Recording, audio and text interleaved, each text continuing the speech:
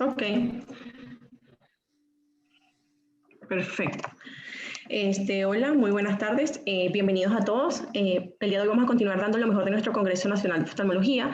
En la oportunidad o en la charla pasada, mi compañera habló sobre lo mejor de cirugía refractiva. El día de hoy vamos a hablar sobre lo mejor de cirugía de cataratas. Uno de los tópicos tratados fue la optimización tanto en el pre como en el postoperatorio de los pacientes que van a ser sometidos a cirugía de cataratas. Sabemos entonces lo importante que es esto, ya que esto nos va a permitir obtener mejores resultados y por lo tanto mayor satisfacción por parte de los pacientes. El doctor Miguel Santiago de Chile habló de cirugía refractiva previa en aquellos pacientes que van a ser sometidos a cirugía de cataratas. Y él comenta que estos pacientes siempre vamos a conseguirnos con una sorpresa refractiva previo a la cirugía del cristalino. Y que para que esto, y que debemos tener en cuenta entonces ciertas actitudes o tomar ciertas conductas debido a los cambios que se van a presentar en la córnea. Ya que si no los tomamos en cuenta, esto va a llevar a la aparición de ciertos problemas, como por ejemplo el cálculo incorrecto de la potencia corneal o la estimación incorrecta de la posición efectiva de la lente. En cuanto al cálculo incorrecto del poder corneal, es muy importante entonces recordar que todo paciente sometido a cirugía refractiva, dependiendo del procedimiento que se realice, sea LASIK, PRK o keratotomía radiada, va a sufrir ciertos cambios en la córnea, ya sea de la curvatura anterior, de la posterior, del grosor corneal. Y que esto es importante tenerlo en cuenta y hacer esas modificaciones de las keratometrías previa a la cirugía para evitar entonces el más mínimo error en cuanto al cálculo del lente. Entonces, si un paciente fue sometido a una ablación miópica, tenemos entonces que la zona óptica de ese paciente va a ser más plana a la medición que estamos realizando. Y esto entonces va a llevar a que ese paciente haya una sobreestimación del poder corneal y por lo tanto nos induzca una sorpresa o hipermetrópica o un residual hipermetrópico en el postoperatorio. Entonces, esos pacientes con esa sobreestimación, entonces eso es debido a que la zona óptica va a ser más amplia. Sabemos entonces que con los keratometros automatizados o manuales solamente van a medir de 3 a 3.2 milímetros centrales. Al aumentar la zona, vamos entonces a tener áreas que no van a ser medidas y por lo tanto no vamos a tener un poder total corneal. En cuanto a los pacientes que van o son sometidos a una ablación hipermetrópica, entonces la zona óptica va a ser más curva a la que estamos realizando, a la medición que estamos realizando. Esto nos va a llevar a una subestimación del poder corneal y por lo tanto a una sorpresa miópica en el postoperatorio. Asimismo, en cuanto a la posición efectiva de la lente, también van a ocurrir ciertos cambios. Entonces sabemos que existe modificación de las keratometrías, pero no de la profundidad de cámara anterior. Sin embargo, esto igual nos va a llevar a un error en la predicción de la posición efectiva de la lente. Entonces, el paciente que fue o que tuvo una ablación miópica, por lo tanto va a tener un aplanamiento corneal, que esto va a conllevar entonces a que exista una cámara anterior más plana y entonces esto pues nos puede dar a predecir de que la posición efectiva de la lente va a ser más anterior y conllevar entonces a que esos pacientes tengan una sorpresa hipermetrópica debido a que estamos subestimando los resultados. En cuanto a los pacientes con una ablación hipermetrópica, va a haber un aumento de la curvatura corneal, entonces esto nos predice que hay un aumento en la profundidad de la cámara, que entonces la posición efectiva de la lente va a estar más posterior. Esto entonces nos predice que va a haber una sobreestimación y tener una sorpresa miópica en estos pacientes. Entonces, todas estas características o estos cambios que van a tener la córnea debemos tenerlas en cuenta y hacer esas modificaciones al momento de calcular el lente a esos pacientes que van a ser sometidos a cirugía de catarata. Para ello existen múltiples métodos, múltiples fórmulas, plataformas que nos van a ayudar a tener mayor precisión en cuanto al poder del lente. Han existido métodos como por ejemplo el método de la historia clínica. Esto es un método que, aunque ha sido utilizado bastante, no tiene resultados tan precisos, aunque son resultados que son beneficiosos, no son tan precisos. Entonces esto también, aparte de que es un poco más tedioso, ya que hay que aplicar una fórmula que es esta que podemos ver, que la keratometría postoperatoria va a ser igual a la keratometría preoperatoria más el equivalente esférico preoperatorio menos el postoperatorio. También existen otro tipo de métodos, como son los factores de corrección, que aunque son métodos más sencillos, no están tampoco exentos de errores en el postoperatorio. Y aquí lo que se va a realizar es el cálculo a través de nomogramas, este es un nomogramas de phase, para entonces realizar el cálculo del lente. También existen otro tipo de métodos, o también conocida como fórmula de Chamans. Entonces aquí vamos a obtener mediante regresión lineal también las keratometrías modificadas, ¿ok? Sin embargo, como sabemos, existen múltiples fórmulas, como es la fórmula de Huygens. Esta está incorporada actualmente en el Master, que da muy buenos resultados. A través de esta fórmula ella va a utilizar la profundidad de cámara anterior, utilizar la longitud axial, más 3 constantes tanto del lente intraocular como del cirujano. Y esto hace entonces que tenga mayor precisión en cuanto a la posición, al cálculo de la posición efectiva de la lente. Asimismo, es importante tener en cuenta que esta fórmula no utiliza queratometrías, por lo cual lo hace más precisa a la hora de calcular lente intraocular en los pacientes que fueron sometidos a cirugía refractiva previa. Incluso existen estudios como este que acabo de se expresa aquí, donde determina que la utilización de este tipo de fórmulas para pacientes que han sido operadas con LASIK o PRK con pacientes con miopías previas, tiene muy buenos resultados y tiene gran precisión en cuanto a target en el lente intraocular de estos pacientes. En cuanto a la fórmula de Barrett, también ha tenido muy buenos resultados. Él utiliza la longitud axial, las queratometrías, la profundidad de cámara anterior, la distancia blanco-blanco y el grosor de cristalino. Actualmente el IOL Master incorpora un nuevo software que ayuda a tener precisión en cuanto a características tanto de la cara anterior como posterior de la córnea, entonces dándonos el poder total y por lo tanto mayor precisión en el cálculo del lente. Asimismo, también se han determinado diversos estudios donde hablan de lo bueno que pueden ser los resultados postoperatorios de los pacientes del cual se utilizó este tipo de fórmulas y que incluso los resultados pueden ser igual o mejores a los pacientes que fueron sometidos el cálculo del lente fue sometido por calculadores como el ASCAR.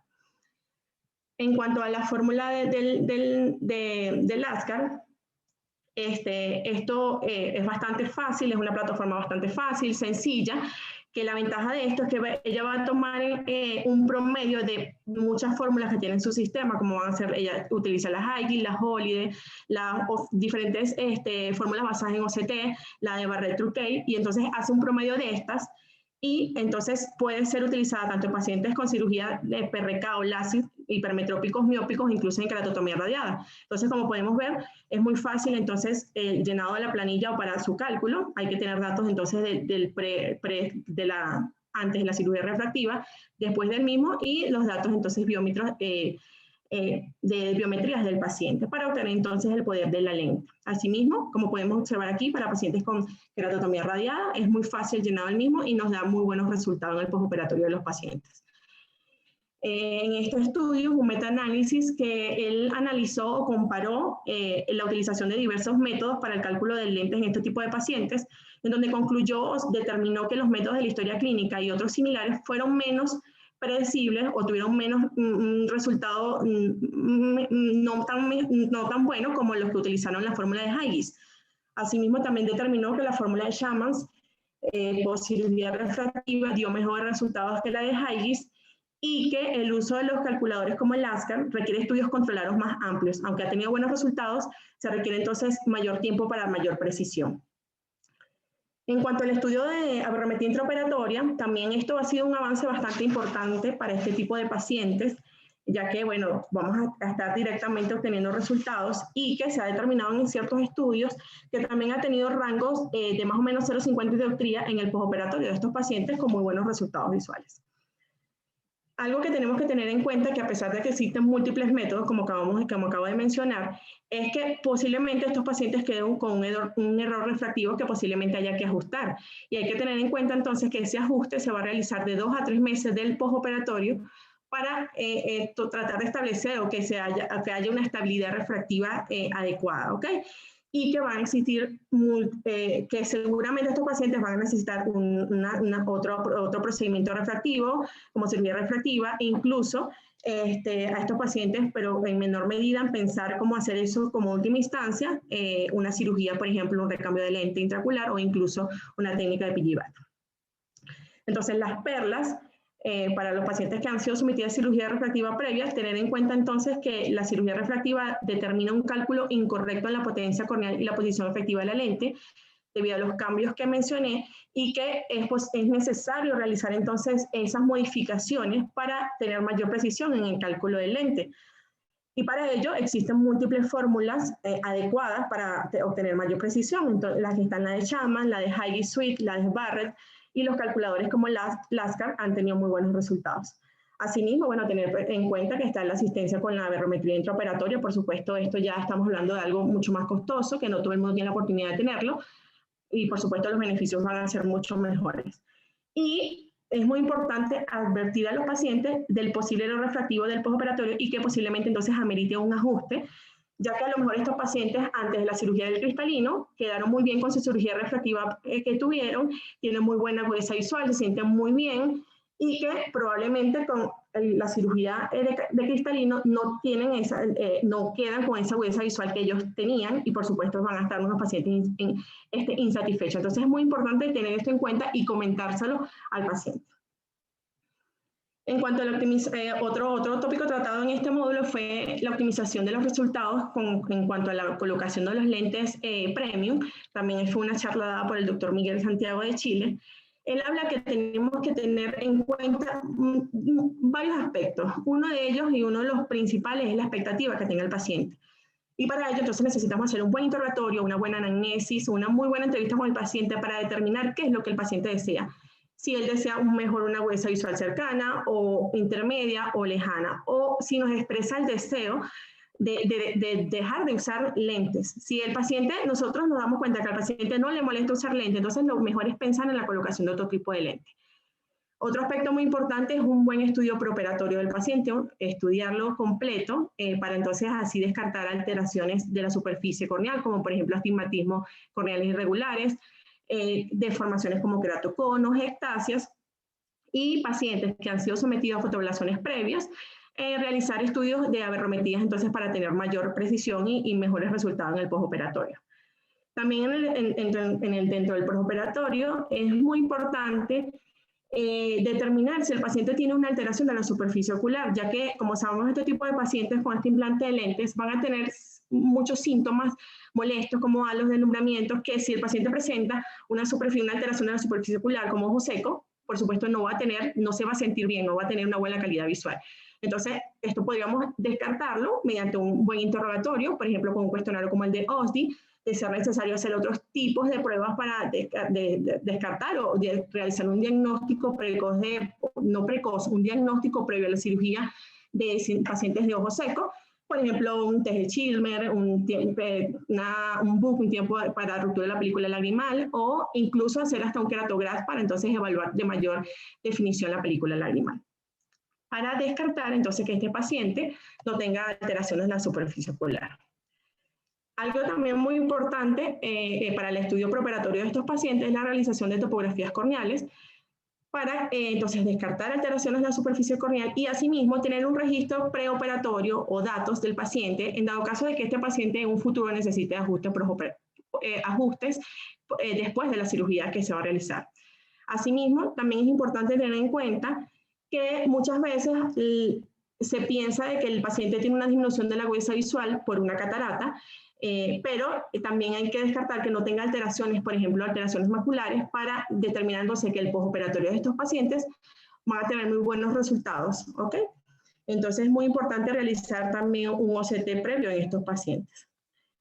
Algo muy importante tener en cuenta es que calidad visual no significa que el paciente tenga 20/20 o que vea la última línea. Entonces, calidad visual es que el paciente exprese ver bien, que este no tenga alteración de la sensibilidad al contraste, que no presente síntomas molestos como halos, glare, deslumbramientos, etcétera, y que él respira sentirse bien. Y para ello es muy importante entonces, previo a la realización de este procedimiento de cirugía y la colocación de estos lentes, realizar un estudio de aberrometría en estos pacientes. Algo muy importante tener en cuenta para obtener muy buenos resultados, optimizar esos resultados postoperatorios, es la colocación correcta de este tipo de lentes. Y para ello tienen que estar alineados a nivel del eje visual. Y es por ello que tenemos que conocer ciertos conceptos, como por ejemplo que el eje visual es la línea entre la fobia y el punto de fijación, que el eje pupilar va a ser la línea perpendicular al centro de la córnea que va a pasar por el centro de la pupila, y que el eje óptico va a ser la línea que une al centro de la curvatura corneal con el centro de la curvatura del cristalino y que va a estar en el centro del limbo. Asimismo, tenemos que tener en cuenta otros conceptos como que es el ángulo capa, que va a ser el ángulo, como podemos observar aquí, entre el eje visual y el eje pupilar, que normalmente tiene que estar de 5 grados, y que el ángulo alfa es el ángulo entre el eje visual, que tendrá que estar aquí, hasta el eje óptico, ¿ok? y que esto tiene que estar por menor de 0.5 milímetros. La importancia de esto es porque muchas veces, por ejemplo, si los pacientes tienen alteraciones del ángulo capa, o que esté mayor de 5 grados, estos pacientes entonces van a presentar que los rayos de luz, por supuesto, entran distorsionados y que estos pacientes tengan síntomas y que no se sientan satisfechos con el postoperatorio en este caso. Y los pacientes que tienen alteraciones o mayor de 0.5 milímetros el ángulo alfa, entonces podemos decir que entonces el centro del saco, del saco capsular no va a estar o no va a coincidir con el eje visual, y así mismo estos pacientes van a ser unos pacientes insatisfechos y que probablemente entonces este tipo de pacientes sea contraindicado a colocar este tipo de lentes. Entonces, lo importante es la ubicación del lente, que va a ser a nivel central, a nivel del eje visual, para obtener muy buenos resultados. Entonces aquí observamos un estudio de barometría, donde entonces podemos observar que aquí este paciente en específico tiene 0.5 milímetros de ángulo alfa. Entonces podríamos pensar en que sí podría ser un candidato para este tipo de lentes. En cuanto a la determinación del lente intraocular, esto va a ser, el cálculo del poder del lente va a ser, por supuesto, el objetivo va a ser la metropía, más o menos 0.50, y el doctor recomienda, bueno, la utilización de interferometría para obtener mayor fijación macular, para obtener menor error en cuanto al eje axial y, por supuesto, las variaciones en cuanto al fin lagrimal.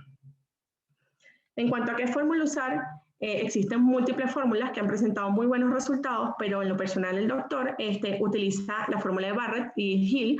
Él comenta que tiene muy buenos resultados con este tipo de fórmulas. En cuanto existen otro tipo de calculadores, como es el calculador de panacea del doctor David Flicker, que ha tenido bastante precisión en cuanto al cálculo de este tipo de lentes y otro tipo de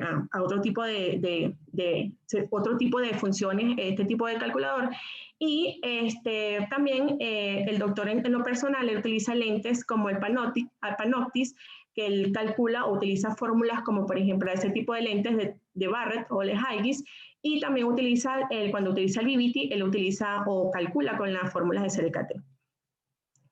En cuanto al implante, como tal, la estimación de astigmatismo pueden ser de 0,75 dioptrías o de 1 dioptría, dependiendo del cirujano, pero lo importante a tener en cuenta aquí es que hay que hacer de 2 o más mediciones del astigmatismo preoperatorio para ver que no exista desigualdad, por ejemplo, de 0,50 dioptrías o de 10 grados, ya que esto nos induce a que tengamos que repetir el estudio, incluso después de optimizar la superficie ocular del paciente con lágrimas artificiales, por lo menos 2 semanas después, ¿ok? Actualmente, una de las plataformas más utilizadas para la determinación de astigmatismo, bueno, tenemos que está el LevelMaster, está el Pentacan.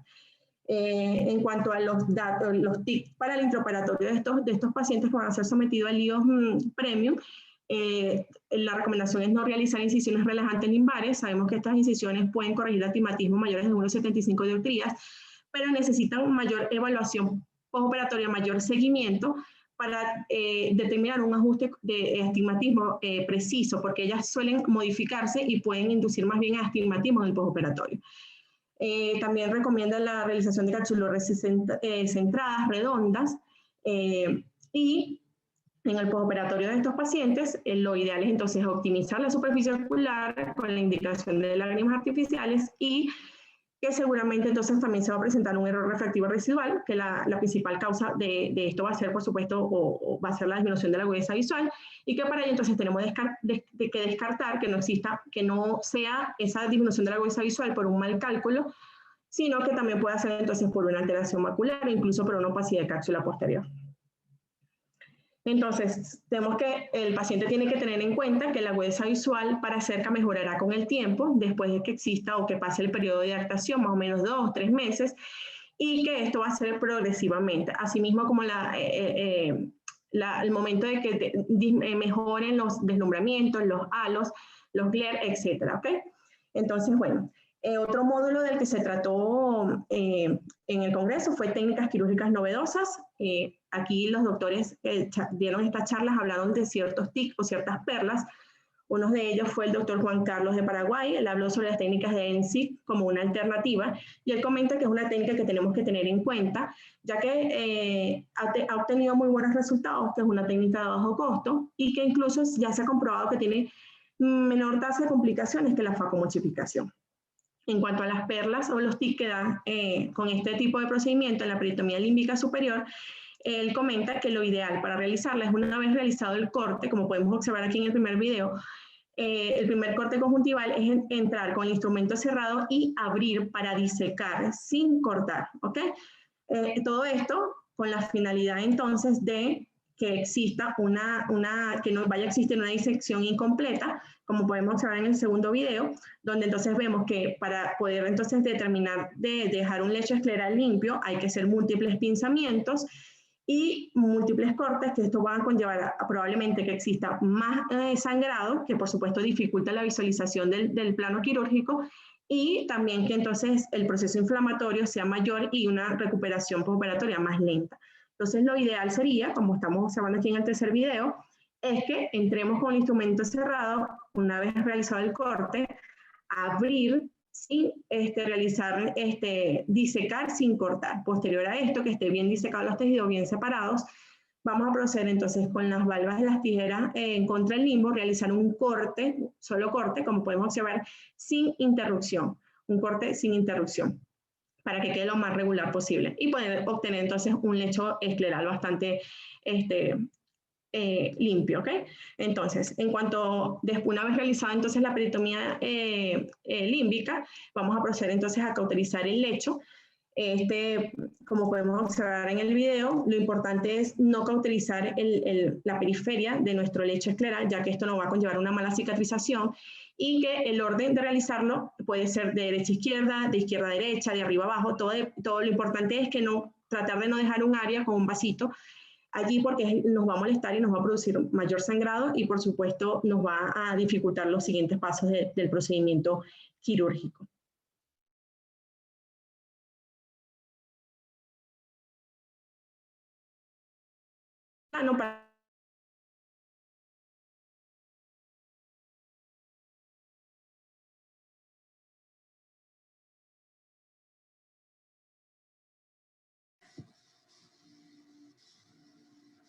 Ariani como que se quedó sin audio.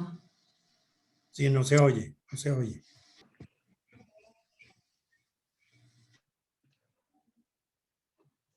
Ok. En cuanto a la construcción de la incisión, es muy importante entonces tener en cuenta esta imagen, ya que tiene que ser en 3 planos para que ésta sea autosellada. Entonces vamos a decir, tiene que ser vertical a la esclera, paralela a la esclera y posteriormente tratar de horizontalizar para llegar a cámara anterior o paralela al iris.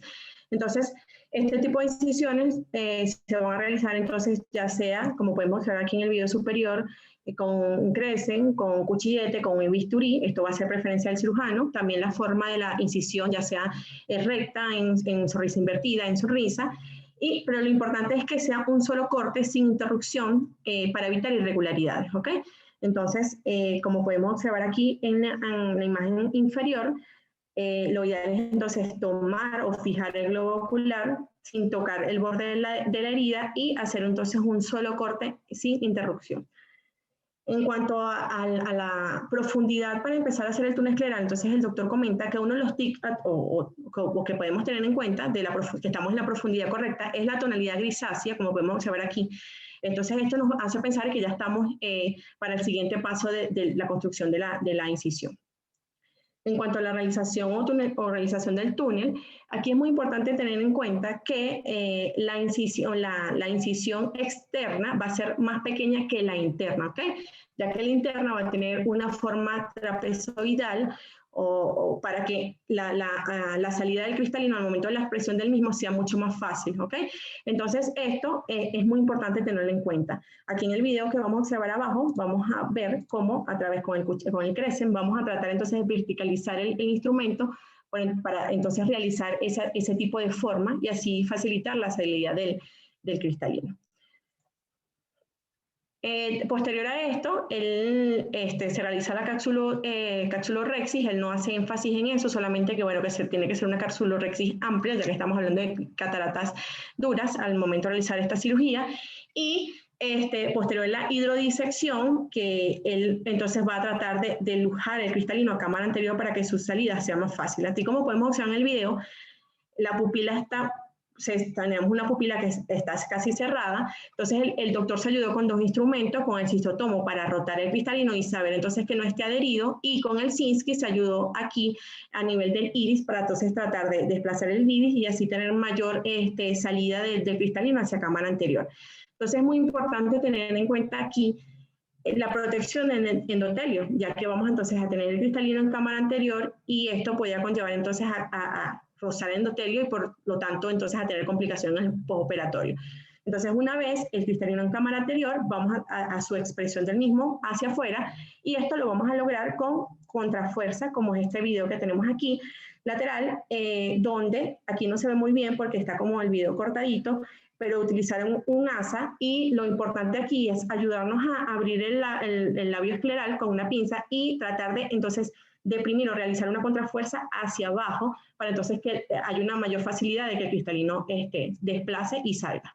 Entonces una vez realizados estos procedimientos, entonces no procede entonces a aspiración de restos dados de que estos queden y después procede a la implantación de la lente. En cuanto a la implantación de la lente, se puede ayudar con una pinza tipo Kellman, como vamos a observar en el video, en donde la pinza va a tomar la áctica proximal de la lente y vamos a ir introduciendo la áctica distal, de una vez, como podemos observar aquí, una vez introducida en la áctica distal, introducimos entonces la óptica, la áctica proximal y con vamos a con la Sinskey entonces ayudarnos para rotar la lente y que entonces quede en la posición que deseamos. Como vamos a observar a continuación. Rotada la láctica y ya queda en su posición fijadito allí. ¿Ok? Entonces, bueno, el doctor lo que trata de comentar es que tenemos que tener el ENSI como una alternativa y tratar de realizarlo, ya que se ha demostrado que esta es una muy buena alternativa y nos permite entonces obtener muy buenos resultados visuales en los pacientes. Otra técnica muy importante que comentaron entre las técnicas quirúrgicas fue la técnica Yamane, que no es más que una técnica de fijación del higo escleral. ¿Okay? El doctor Noé Rivero de Argentina da la recomendación de ciertos tips, ciertos trucos, específicamente 10. El primero de ellos es que al momento de realizar esta técnica o cualquier otra técnica del higo de fijación escleral, lo importante es la simetría. ¿Okay? En la simetría para la realización de este caso del túnel intraescleral, él dice que si es necesario medir con un caliper, que hay una distancia de 2 milímetros del limbo, y que estas marcas enfrentadas tienen que tener un 180 grados de distancia, con la finalidad entonces de que exista mayor simetría y por consecuente evitar descentramientos en la colocación del lente intraocular. Otro tic, el segundo tic, es en cuanto a la realización del túnel intraescleral, es muy importante tener en cuenta que tenemos que tener el globo ocular con un buen tono. Y para ello, en dado caso que estemos realizando una implantación o de un lente, una fijación de lente intraescleral posterior a una faquia, lo ideal es entonces realizar los túneles intraesclerales previo a la realización de cualquier tipo de incisiones, ya sea paracentesis o una incisión principal, para entonces mantener el ojo con tono. En dado caso que estemos realizando un procedimiento debido a una complicación, que estemos continuando una cirugía, lo ideal sería cerrar las incisiones que tengamos realizadas y una vez cerradas realizar los túneles intraesclerales. Todo esto para entonces tener mayor tono en el globo ocular. Una vez entonces tomado en cuenta eso, vamos a proceder a la realización del túnel intraescleral. Esto tiene que tener un espesor de 150, aproximadamente 2 milímetros de largo, como podemos observar aquí en la imagen, y a 2 milímetros del limbo, como había mencionado anteriormente. Todo esto con una inclinación de 5 grados. Y con una vez introducido el túnel, hacer una rotación del mismo para introducir entonces hacia acá, una rotación de 20 grados para entonces llevar al surco ciliar y debajo del iris para entonces llegar a cámara. Otro tic, que es el tercer tic que comenta, es que todos estos pacientes, lo ideal, por supuesto todo va a depender del tipo de paciente al que se le esté fijando el lente, lo ideal sería realizar una vitrectomía, ya sea anterior o posterior, y que en el uso personal, él utiliza el transilinona para mejor visualización del vitrio, y entonces dejar entonces sin vitrio ningún tipo de áreas donde vayamos a implantar la lente para posiblemente evitar posibles descentramientos, para evitar tracciones que puedan conllevar a desgarros o a desprendimientos de retina. El cuarto tic es con respecto a la aguja a utilizar para hacer el túnel intraescleral. Esto tiene que ser una aguja de 30 gauge y que es muy importante que el lumen de la aguja esté hacia arriba para que al momento de introducir las ácticas en el lumen sea mucho más fácil el procedimiento. Otro tip es la utilización, las personas que vayan a empezar a realizar esta técnica, la recomendación es realizarlas con lentes con formas de C, como las ácticas de PDBF y las ácticas de polimetilmetraquilato en forma de C, ya que estas ácticas, entonces, al tener una forma más abierta, insertar la áctica en el lumen de la aguja es mucho más fácil. Que no recomienda la utilización de ácticas en forma de jotas, ya que son más cerradas y al momento de introducirla en el lumen son mucho más complicadas. En cuanto a la incisión, preferiblemente que sea un tamaño de 2.8 milímetros, pues esta puede ser limbar o corneolimbar, y lo importante entonces es que tenga 90 grados de separación de la realización del túnel intraescleral que se está realizando o de la paracentesis. En cuanto a la colocación de las ácticas, es muy importante, en el caso de la áctica distal, vamos a empezar a introducirla al lumen de la aguja antes de que el lente se despliegue completamente en cámara anterior. Y vamos a introducir entonces de 2 a 3 milímetros en el lumen de la aguja. En el caso de la áctica proximal, vamos a ayudarnos entonces con un microforceps y vamos a, una vez introducido entonces el lente, vamos a con el microforceps ayudarnos a introducir también de 2 a 3 milímetros de la áctica en el túnel intraescleral opuesto. En cuanto a otra técnica, él dice que lo más recomendable es utilizar el microforceps con curvatura, que esto lo hace más manejable al momento de introducir entonces la áctica en el lumen. Sin embargo, en caso de no tenerlo, él recomienda la utilización de una pinza tipo Kellman. En cuanto al TIC número 9, se trata entonces de la cauterización de la áctica. Él recomienda tratar de realizar una medición de 1 milímetro, como podemos observar aquí en la imagen, y posterior a esta medición, sin contactar el cauterio con la áctica, entonces quemar para que quede entonces este botoncito, que es el que va a ser introducido en ese tunelcito debajo de la conjuntiva, ya que tiene que quedar debajo de la conjuntiva para evitar obstrucciones de la áctica, que son una de las complicaciones que se puede presentar en esta técnica y conllevar entonces a riesgo de endostalmitis. Como podemos observar en este video, es un video donde están realizando esta técnica, pero la hacen diferente a los tips que dio el doctor. Primero introducen la lente antes de realizar los túneles intraesclerales, como podemos observar. Introducen la lente, una vez introducida la lente, hace el túnel intraescleral, uno de los túneles, entonces hace de 2 milímetros de profundidad, realiza la rotación de 20 grados, y una vez estando allí, es que con el microforceps ayuda entonces, introduce la áctica distal, vemos que le introduce más de 3 milímetros. Una vez entonces introducida, procede a realizar el siguiente túnel intraescleral con la microforceps a través de la paracentesis, se ayuda entonces para introducir parte de esta áctica proximal en el lumen de la aguja, y también vemos que la va a introducir más de 3 milímetros. Una vez introducida entonces ambas ácticas en las agujas, realiza entonces la leve rotación para que estas queden hacia afuera, o sea, hacia afuera, para que estas a través del cauterio, entonces cauterizan, queda el botoncito de un ladito, el botón del otro lado, y posterior a esto, entonces él retrae para que queden estas debajo de la conjuntiva y en el bolsillo o parte del túnel.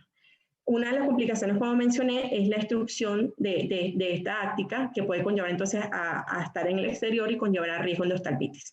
Y allí, de esto se trata el TIC número 10 que da el doctor, y es que para evitar entonces ese riesgo de endostalmitis a través de estas obstrucciones, el doctor Balvecchia, él modifica esta técnica para tener mayor reducción en cuanto a la endostalmitis. Y entonces esta técnica Balvecchia consiste en realizar un corte de la conjuntiva, que en vez de ser como entonces la técnica original, que es a través de la conjuntiva, vamos a abrir conjuntiva, se va a cauterizar.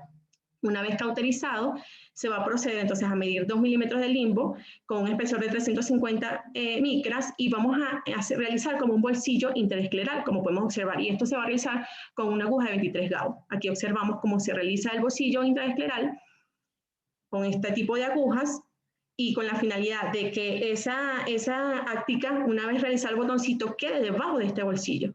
Entonces vemos como entonces después de realizar el bolsillo va a hacer su túnel intraescleral para la colocación de la áctica. Vemos entonces como rota 20 grados.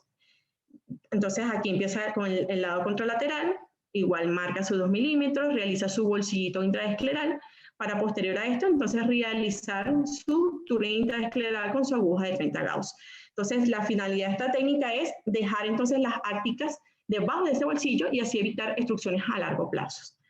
Entonces, bueno, muchísimas gracias. Fueron muchísimas cosas interesantes lo que se dio en el Congreso. Traté de traer lo más novedoso por el tema de tiempo y bueno, le doy la palabra a la doctora Cecilia y bueno, para sus recomendaciones y sus palabras. Bueno, Ariani, súper felicitada, excelente. Me parece que en forma muy acertada lograste extraer lo más importante y novedoso de las conferencias y el incorporar videos definitivamente hizo una diferencia gigantesca. Te felicito, verdaderamente estuvo excelente. Gracias. Bueno, yo estaba diciendo antes, solo hacer énfasis en dos cositas para no alargar mucho la cuestión. No olvidarnos del tema de la posición efectiva del lente que ya tiene mucho tiempo llevándose un valor protagónico muy importante para los óptimos resultados ópticos de la cirugía. Nosotros en IMOC seguimos usando en pacientes con cirugías refractivas previas la fórmula de Ascars, nos va buenísimo. Yo pensaba que había más estudios concluyentes, porque la verdad es que a nosotros nos ha ido muy bien y ustedes lo han presenciado. Yo en una oportunidad, no lo tengo cuantificado, sino que un poco empíricamente yo comparé casos cuando me acordaba que había hecho con la fórmula de Ascars y luego iba con Emilio, nuestro técnico, a ver en la biometría con la fórmula entonces de Haigis especial. Cirugía refractiva previa y la coincidencia era bastante exacta. Entonces me parece que la fórmula de Haigis Swift también funciona muy bien, pero esto es una apreciación, no tengo números para presentar, no tengo casuística, pero me parece que también la fórmula de Haigis Swift es bastante precisa, pero nuestra gran experiencia es con la de Ascars. Mientras más datos uno le mete, la fórmula funciona mejor y nos ha ido buenísimo. Y lo otro, sobre todo para todos los fellows, es el énfasis que hiciste también muy acertadamente en que un buen resultado óptico no significa visión 20/20. O sea, o al revés, visión 20/20 no significa un buen resultado óptico. Estamos cansados de ver pacientes que dicen veo mal, quedé mal, no estoy bien operado y le tomo la visión 20/20, pero señor, ¿usted qué es lo que quiere? ¿De qué se queja? Hasta que, bueno, nos dimos cuenta que era un tema de calidad visual y no de visión 20/20. Para ello, por supuesto, también un valor súper importante, los ángulos alfa y kappa.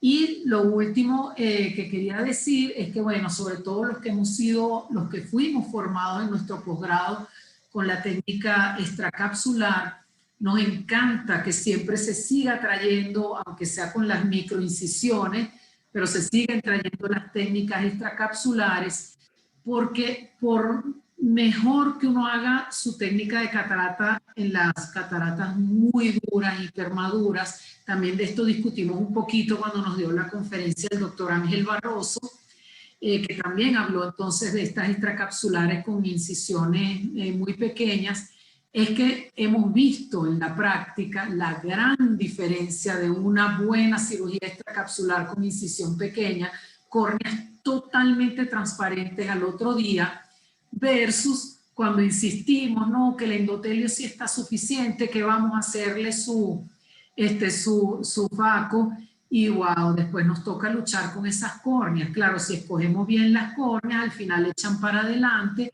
pero son pacientes que vemos con muchos pliegues en Descemet y edemas centrales al día siguiente, y que sabemos que con una extracapsular con incisión pequeña, pues íbamos a ir mucho mejor con unas córneas claritas al otro día.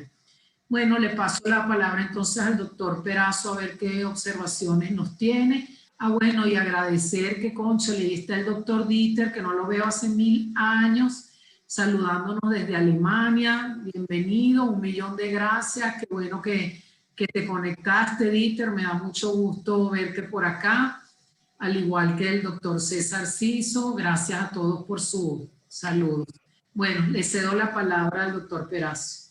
Bueno, felicitaciones, Astrid, tuvo muy buena tu exposición. Y para continuar lo que estaba diciendo Cecilia, una cirugía extracapsular, el tema es que la cicatrización, al final, la cicatrización concluye. Pero cuando tenemos daño endotelial, eso se daña el endotelio y no se recupera.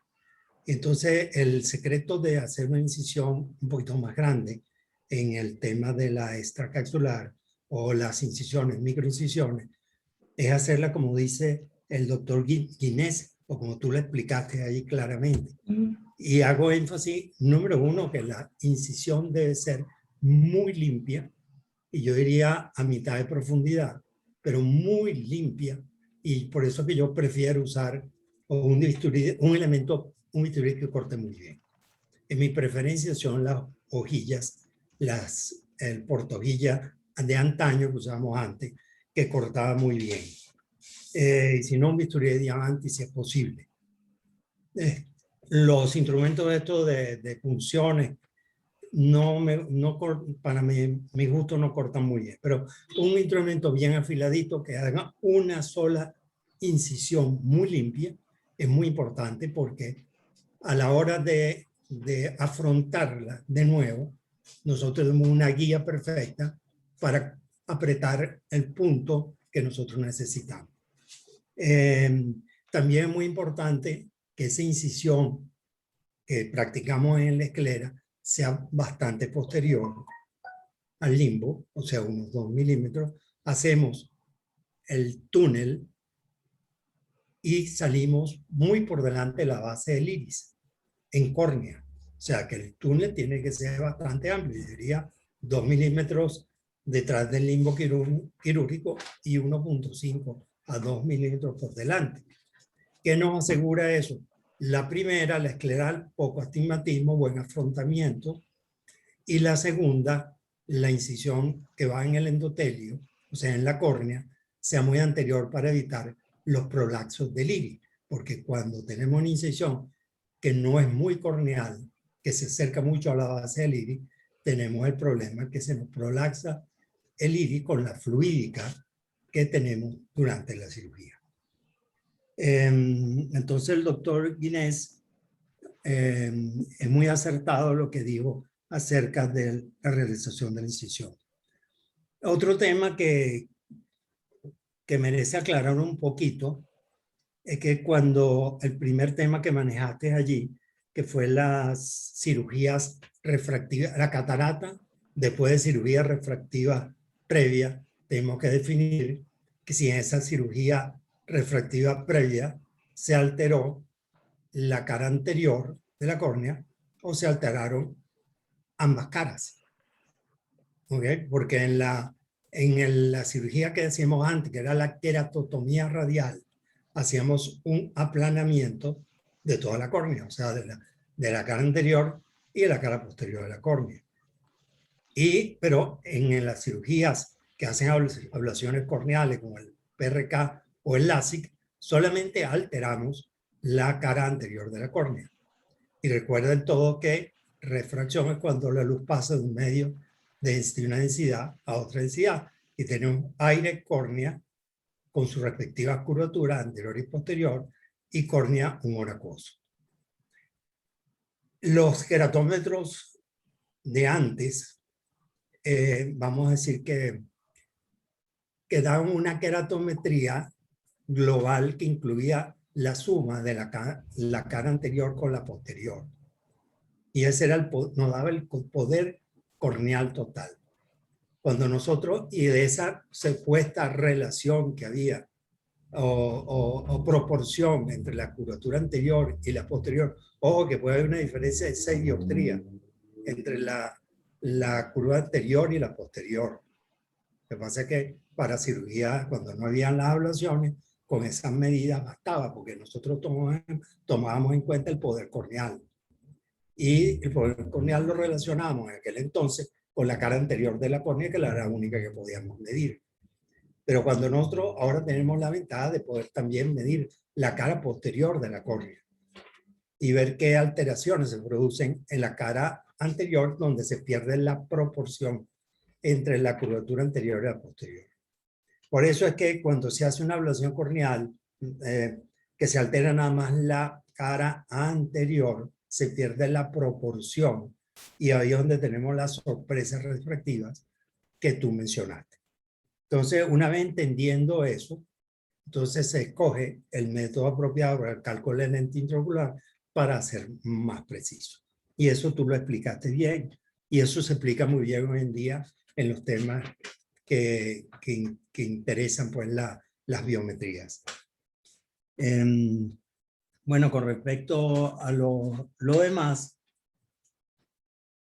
me gusta, yo no he practicado la técnica de Yamane, y me gusta más la modificación que hizo el doctor Balvecchia, porque introducir un pedacito de prolene con un obstáculo ahí para que se quede atrapado en el túnel escleral, si nosotros no definimos en qué parte del túnel escleral se va a quedar, entonces ahí se puede quedar muy anterior y se destruye, o se puede quedar muy posterior y el lente intraocular se desluja. Entonces, en la modificación que hizo Balvecchia, que se introduce primero con instrumentos, siendo un túnel más amplio, con un cuchillete, mejor dicho, y luego con la aguja 30, entonces él define ya dónde va a quedar el obstáculo que hacemos al quemar el prolene con el cauterio. Entonces, ¿por qué? Se hace un bolsillo, y el bolsillo tiene un tope como un embudo que no entra en la parte ancha, en la parte más estrecha, y queda atrapado ahí. Por lo menos se define, me gusta más en teoría la técnica modificada de Balvecchia.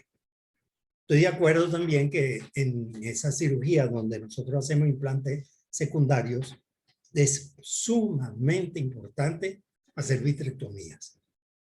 Nosotros, repito, lo he repetido en muchas oportunidades, nosotros tenemos la ventaja de que manejamos mucho la parte posterior de vitrectomías. Y siempre, cuando realizamos un implante secundario, preferimos hacer vitrectomías totales. O sea, amplias, no totales, pero sí amplias. ¿Para qué? Más que todo, bueno, para quitar el vitrio que se pueda introducir en el procedimiento, y con su consecuencia en tracciones vitrio-retinianas que puedan producir desgarros retinianos. Entonces, no solamente para quitar ese vitrio, sino para examinar la retina en busca de desgarros, que con bastante sorpresa y con mucha frecuencia no lo hemos conseguido, y afortunadamente lo hemos tratado oportunamente para evitar desprendimiento de retina postoperatorio, que es lamentable. Entonces, por eso preferimos hacer una vitrectomía amplia con observación de la retina periférica. Bueno, en el caso de que se pueda, por supuesto. Pero en el caso de que no tengamos la oportunidad de hacer este tipo de cirugía, procurar no practicar tracciones importantes y no involucrar en vitrio, porque podemos tener una complicación postoperatoria importante. Y siempre que lo vi en las cirugías, que en los videos que presentaste, que estuvieron fabulosos, vi que siempre se usaban mantenedores, o sea, una cánula de infusión, y es muy importante para mantener el tono ocular. Es muy malo, muy difícil y muy peligroso también manipular un ojo realizarle un implante secundario, manejarlo sin el control de la presión intraocular. Bueno, y eso es lo poco que tenía que agregar o recalcar en tu maravillosa exposición. Mariani se desconectó, se ve que, bueno, debe haber perdido internet, pero ahorita oyó todo. No sé si alguien más quiere hacer algún aporte o preguntas. Bueno, buenas tardes a todos. ¿Cómo están? Buenas tardes. Para mí es un placer oír que Dieter existe. Yo fui R1 de Dieter. Y yo, Ajá. Bueno, saludo a todos, excelente la exposición. Yo quería aportar humildemente sobre un punto que es la posibilidad de que el lente, aunque esté en su posición, rote en su eje y quede ladeado. No sé si me explico, que hagan como lo que llamamos un tilt, ¿no? Y las veces que yo he estado haciendo ese procedimiento, lo evito tratando de cerciorarme de que esté muy pegadito a la cara posterior del iris. El iris mismo me da digamos, la posición adecuada del lente. Eso lo digo como un tips. No sé si quieren agregar algo. claro, que nos ayude a guiarnos, porque el tema con el lente, por eso ella dijo allí, que lo dijo mucho en el Congreso, que el tema de la simetría es importantísimo. Al final lo que hace que el lente te quede bien centradito es que ambas ápticas estén absolutamente simétricas. Cuando una áptica te queda fuera del saco y otra dentro del saco, entonces el lente pues nada, va a presentar allí una angulación que va a producir muchas molestias. Igual cuando se fija, tiene la simetría tiene que ser milimétricamente establecida para que quede derechito el lente. Y lo que dijo el doctor Perazo, la vitrectomía, porque entonces mucha gente trabaja con ese vitrio allí y después entonces tú ves el lente así lateralizado y el poquito de vitrio por un ladito y el otro poquito por el otro. Entonces, aparte de lo más importante, pues que es la tracción vitrio-retiniana que estás ejerciendo, pues también te queda el lente ladeado, como pandeado, y el paciente con malísima visión. Así que claro, importantísimo pues la simetría y la vitrectomía, definitivamente. Y yo agregaría ahí que también depende de la técnica que se practique, porque doctor Papa, ¿no? No, es Doctor el Chavaldini. Coño, Charlene, no te conocí. Entonces, mira, porque dice Redmi Note Papa. Bueno, entonces, bueno, mira, eso depende de la técnica que se utilice, porque si utilizas el iris como un plano, un elemento que mantenga el lente para que no se tildee, es cierto, es un elemento importante, pero acuérdate que el áptica va en el sulcus, ¿ok? Entonces depende de la técnica.